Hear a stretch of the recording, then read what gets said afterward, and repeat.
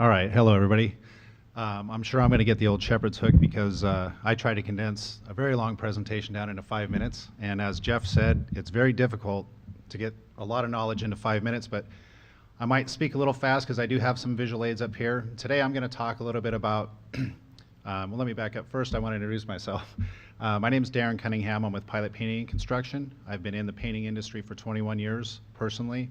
The first 7 years I worked for a manufacturing company as a representative, writing inspections and doing writing specifications and doing inspections on homeowner associations.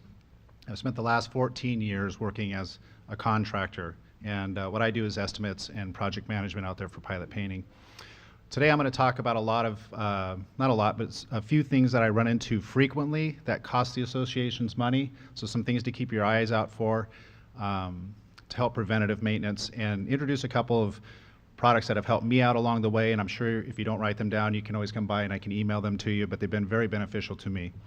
So as we get going here, the first thing I want to talk about is irrigation and landscaping. Has really not a lot to do with painting, but a little bit. Go ahead. Up here in the upper left-hand corner, I like to look at what I see here. What we have here is typically this spray pattern of sprinklers that hit the building, and you can see the different color on the siding up there. That's been replaced several times. It's an association I've worked on, and I kept trying to get them to do an irrigation study because they keep spending money replacing the same area of wood siding in this location. And then down below, same thing. There's 3 sprinkler heads down there, and they actually spray away from the building. But go ahead and hit the next slide. And that's the typical spray up there in the upper right-hand corner.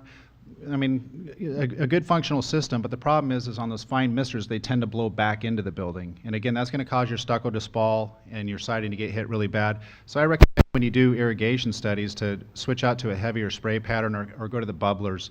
An interesting point with water is several years ago, the city of Irvine hired a consultant to come out, and the first thing this consultant did was cut the watering 50% in the whole city.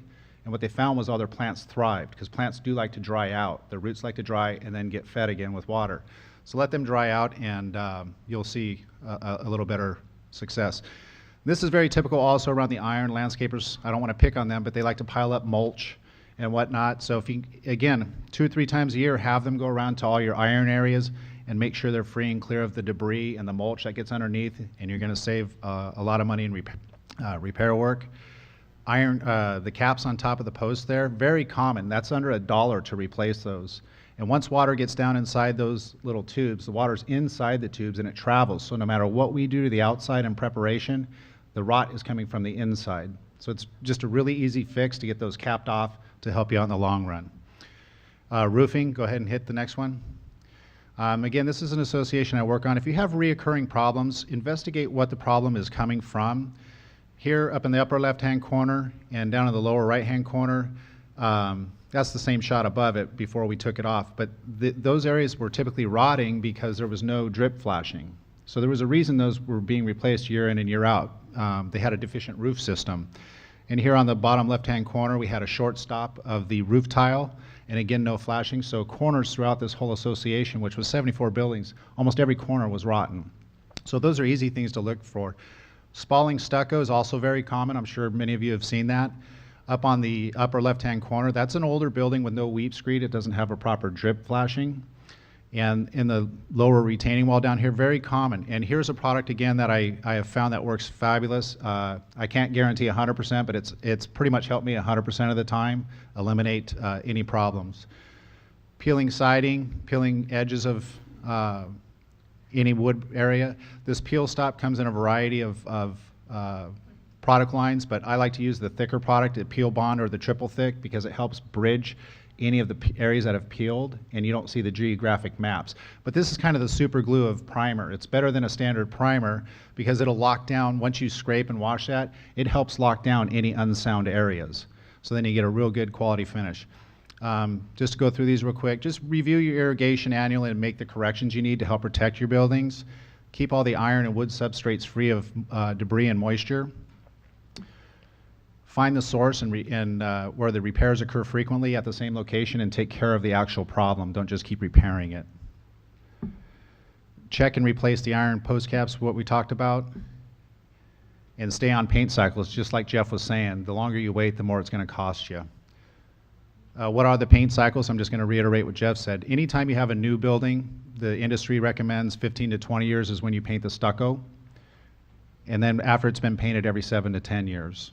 The wood every 4 to 5 years, and the iron and metal every 2 to 3, depending on the location.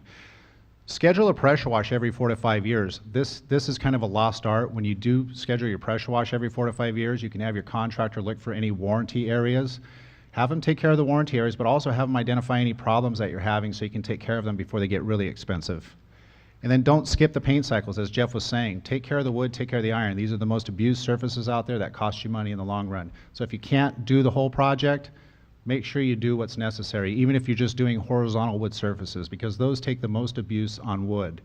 If you have to do the south side, southwest side of a building, take care of those areas. You're going to save a lot of repair costs, because wood's very expensive to replace.